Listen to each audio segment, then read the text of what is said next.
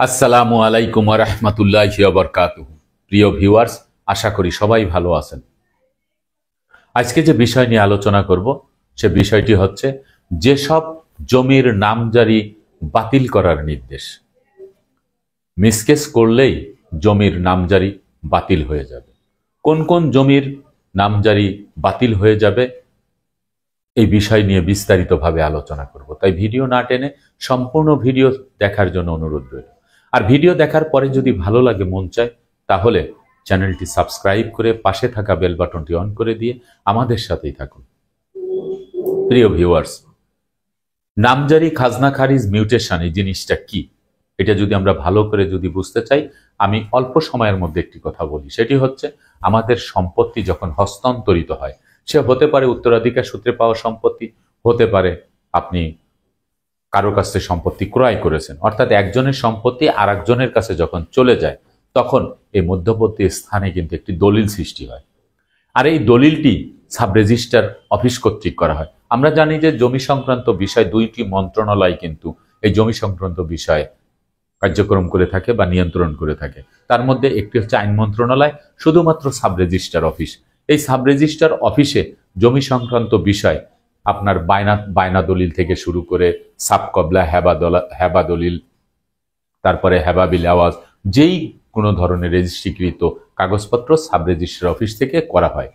এই sub registrar office থেকে দলিল হবার পরে এই দলিলের যে সমস্ত কপি, সমস্ত কিছুই কিন্তু সাব রেজিস্ট্রার অফিসে জমা থাকে এবং তাদের যে বালাম বই সেইখানে কিন্তু এন্ট্রি থাকে। কারণ এখনো পর্যন্ত আমাদের দেশে দুই মন্ত্রণালয়ের মধ্যবর্তী স্থানে কোনো ডিজিটাল প্ল্যাটফর্ম তৈরি হয় নাই, এখনো হয়ে পারে নাই।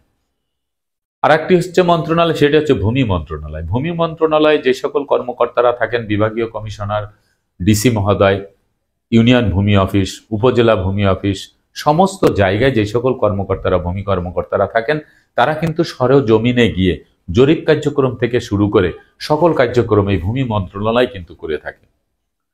তো যখন জমি হস্তান্তরিত হয়ে যায় তখন একজন মালিক পূর্বে যিনি ছিলেন তার নামে যে সম্পত্তি, তার মূল জোতে যে সম্পত্তি, সেই সম্পত্তি কিন্তু ভূমি অফিসের রেকর্ড বইতে এন্ট্রি করা থাকে। আপনি যখন সম্পত্তি ক্রয় করলেন তখন আপনার নামে কিন্তু ঠিক তদ্রূপভাবে ওই সম্পত্তি এনে আপনার নামে এন্ট্রি করে আপনারও কিন্তু একটি খতিয়ান নিতে হবে, যেটি নামজারি খতিয়ান। তো সেটির জন্য কি করতে হবে? আপনার কাগজপত্র সবকিছু আপনার ভূমি অফিসে জমা দিতে হবে, আবেদন করতে হবে। আবেদনের মাধ্যমে আপনার সেইগুলি অনলাইনে জমা করতে হবে। তখন সকল কাগজপত্র বিচার বিশ্লেষণ করে সত্যতা যাচাই বাছাই করে আপনার সম্পত্তি যদি ঠিক থাকে, তাহলে দাতার যে সম্পত্তি আপনি ক্রয় করেছেন, তাহলে 5% সম্পত্তি ক্রয় করেছেন, সেই সম্পত্তিটা দাতার কাছ থেকে মাইনাস করে, অর্থাৎ সেখান থেকে কেটে এনে আপনার নামে বরাদ্দ দিয়ে যে আপনি ক্রয় করেছেন, আপনার নামে একটি ফাইল ওপেন হবে এবং একটি খতিয়ান তৈরি হবে। সেই খতিয়ানটি হচ্ছে নামজারি খতিয়ান। আপনি একক মালিক হয়ে গেলেন। আপনার সেই একক মালিক হওয়ার পরে আপনি সরকারের যে খাজনা, প্রতি বছর যে ভূমি উন্নয়ন কর দেওয়ার কথা, সেটি আপনি নিঃসন্দেহে নিশ্চিন্তে আপনি সেটি দিতে পারবেন। এটি হচ্ছে নামজারি। যেসব কারণে জমির নামজারি বাতিলের নির্দেশ দেওয়া হয়েছে এবং মিসকেস করার সাথে সাথে সেটি বাতিল হয়ে যাবে, তার মধ্যে সর্বপ্রথম হচ্ছে উত্তরাধিকার সূত্রে পাওয়া সম্পত্তি, ওয়ারিশ সম্পত্তি।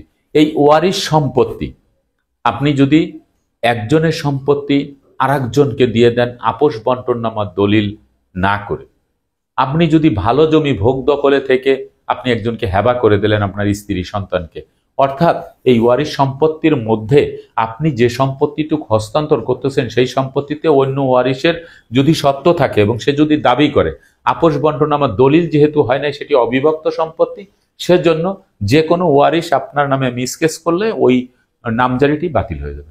2 নম্বর হচ্ছে হেবা দলিলের সম্পত্তি। আমরা জানি যে হেবা দলিল করতে হলে আমাদের 3টি শর্ত মানতে হয় এবং 14 থেকে 15 শ্রেণীর ব্যক্তিকে আমরা হেবা করতে পারি, তারা অথরাইজ পারসন।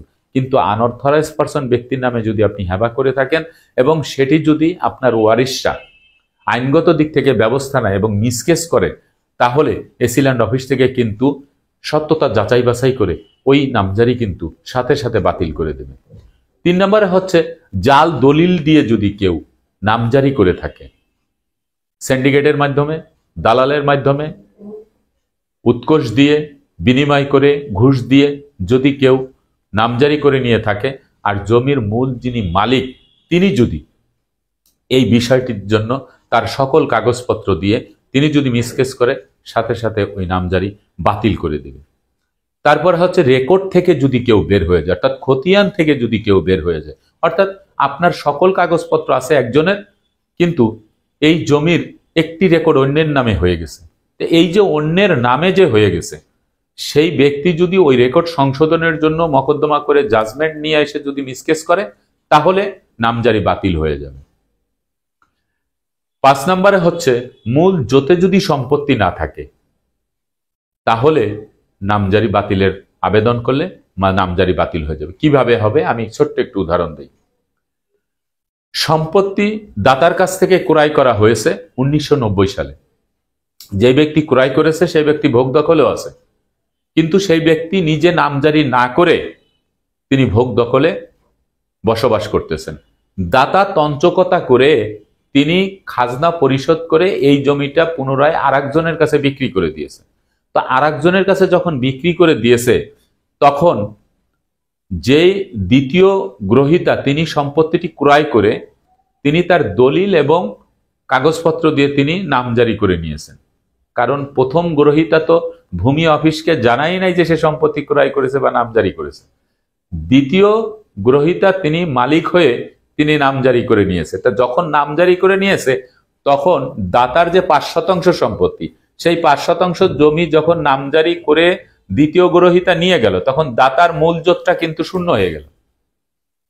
তা উনার মূল জোত যখন শূন্য হয়ে গেল, তখন এই যে প্রথম গ্রহীতা তিনি কিন্তু বিপদে পড়ে গেছেন। তা তিনি যখন বিপদে পড়ে গেছেন, তখন কিন্তু তিনি তার যে দলিল, সেই দলিল এবং কাগজপত্র দিয়ে মিসকেস করলে ওই দ্বিতীয় ব্যক্তির যে নামজারি সেটি ক্যান্সেল হয়ে যাবে। কেন ক্যান্সেল হয়ে যাবে? ওই সম্পত্তি কিন্তু চলে আসবে প্রথম গ্রহীতার কাছে, কারণ তার দলিলটি 1991 সালে বা 92 সালে, আর যিনি প্রথম দলিলটি করেছেন তার দলিল হচ্ছে 1990 সালে। তা ওনার নামে যখন নামজারি হয়ে যাবে প্রথম গ্রহীতার নামে, তখন তো দাতার মূলজত তো শূন্য হয়ে গেছে। তাহলে দ্বিতীয় যে ব্যক্তি নামজারি করবে, তাহলে সেই ব্যক্তির তো সম্পত্তি দাতার মূলজতে সম্পত্তি নেই। ব্যাংকে অ্যাকাউন্ট না থাকলে আপনি কিভাবে চেক দিয়ে টাকা তুলবেন? ওনার তো সম্পত্তি নেই, তাহলে উনি কিভাবে এই নামজারি করবে? এই জন্য মূলজতে সম্পত্তি না থাকলে নামজারির বাতিল হয়ে যাবে। তারপরে বিষয় হচ্ছে আদালতে যদি মামলা চলমান থাকে, যে কোনো ভাবে যদি আদালতে মামলা চলমান থাকে, তাহলে আপনার নামজারি বাতিল হয়ে যাবে। এখন আদালতে মামলা চলমান থাকলে নামজারি কিভাবে বাতিল হবে? ধরুন যে দুইজন, একজন বাদী একজন বিবাদী, যে কোনো একজনে কি করছে, যে বিবাদী ধরলাম, বিবাদী এই চলমান মামলার ভিতরে তার সম্পত্তি বিক্রি করে দিয়েছে। তো সম্পত্তি গোপনে বিক্রি করে দিয়েছে তঞ্চকতা করে, যেই ব্যক্তি সম্পত্তিটি ক্রয় করেছে সেই ব্যক্তি নামজারি করে নিয়েছে। যখন আদালত কর্তৃক জাজমেন্টটি চলে আসলো, তখন এই জাজমেন্টের বুনিয়াদে বাদী যখন নামজারির জন্য আবেদন করবে, তাহলে ওই যে ব্যক্তি সম্পত্তি ক্রয় করেছে তার কিন্তু নামজারি বাতিল হয়ে যাবে। এখন দলিলের বিষয়, দলিল দেওয়ানি আদালতে মকদ্দমা করবে, দেওয়ানি আদালতে মকদ্দমা করলে দলিলও বাতিল হয়ে যাবে।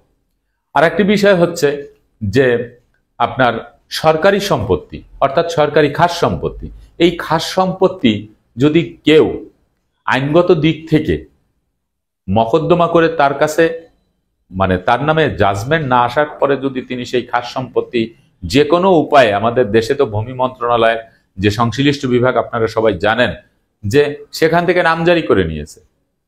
নামজারি করলে বর্তমান যে পরিস্থিতি, তাতে ওই নামজারির জন্য সরকারই মনে করেন আপনার নামজারি ক্যান্সেল করে দিবে। একদম সরাসরি নির্দেশ দেওয়া হয়েছে যে কোনো খাস খতিয়ানের সম্পত্তি যদি কারো নামে নামজারি করে দেওয়া থাকে, সেটি অটোমেটিক্যালি নির্দেশ দেওয়া হয়েছে খারিজ করে দেওয়া, ক্যান্সেল করে দেওয়ার জন্য। কারণ খাস সম্পত্তি আপনাকে অবশ্যই একশনা লিজ, স্বল্পমেয়াদী লিজ, দীর্ঘমেয়াদী লিজ, চিরস্থায়ী বন্দোবস্ত, এই মাধ্যমে আপনার ডিসি অফিস থেকে আপনার কিন্তু কাগজ নিতে হবে, দলিল নিতে হবে, আপনার অনুমতি নিতে হবে, ডকুমেন্টস থাকতে হবে। সেগুলি যদি না থাকে, আর আপনি যদি সেই সম্পত্তি নিজে নিজে তঞ্চকতা করে আপনি কোনো কিছুর বিনিময়ে আপনি দালাল চক্রের মাধ্যমে সেই করলেন, জমির কাগজপত্র আপনি নামজারি করে নিলেন নিজের নামে খাস খতিয়ানের সম্পত্তি, তাহলে কিন্তু আপনার নামজারি বাতিল হয়ে যাবে।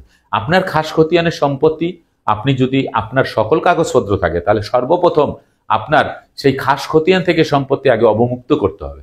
আর অবমুক্ত করতে হলে আপনাকে আদালতে মকদ্দমা দিতে হবে যে কি কারণে আপনার এই সম্পত্তি খাস খতিয়ানে চলে গেল। খাস খতিয়ানে যায় আপনার সম্পত্তি সরকারের নামে রেকর্ড হয়ে গেছে, তাহলে সেই রেকর্ড সংশোধন করে আনতে হবে, এনে তারপরে আপনি নামজারির জন্য আবেদন করলে আপনার নামে নামজারি হয়ে যাবে। তো এই যে আমি যে 6-7টা পয়েন্টের কথা বললাম, এই সকল জমির নামজারি কিন্তু সরাসরি বাতিল হয়ে যাবে মিসকেস করে। কারণ কারোর জমির সত্ত্ব যদি ওই দলিলে থাকে, কারোর সত্ত্ব নিয়ে যদি কেউ নিজে নামজারি করে নেয়, তাহলে সেই নামজারি বাতিল হয়ে যাবে। একটা কথা মাথায় রাখবেন, রেকর্ড খতিয়ান একমাত্র সিএস খতিয়ান যেটি রায়ত স্থিতিবান সেটা ছাড়া যত রেকর্ড খতিয়ান আছে, নামজারি খতিয়ান আছে, এই যে বিডিএর জরিপ আছে, এই সবকিছুই সংশোধন করার জন্য বিজ্ঞ আদালতে মকদ্দমা করা যায়। কিন্তু রেকর্ড খতিয়ান যেটি সিএস রায়ত স্থিতিবান, এটি কিন্তু সংশোধন হয় না। এটা জমিদার আমলে, সেই ইংরেজ আমলে এটি রাষ্ট্রীয় স্বীকৃতিগত দখলীয় সত্ত্বে স্থায়ী মালিকানা দিয়ে গেছে। তো এই যে নামজারি খতিয়ান, এই খতিয়ানগুলি এইভাবে বাতিল হয়ে যাবে। এই জন্য যারা নামজারি করবেন তাদের সকল কাগজপত্র ঠিক করে তারপরে আপনারা নামজারি করে নেবেন। আশা করি বিষয়টা বুঝতে পেরেছেন। আজকের মতো ভিডিওটি এখানে শেষ করব। আগামীতে দেখা হবে অন্য কোনো ভিডিও নিয়ে। সে পর্যন্ত সবাই ভালো থাকবেন, সুস্থ থাকবেন, আর আমার জন্য দোয়া করবেন। আল্লাহ হাফেজ।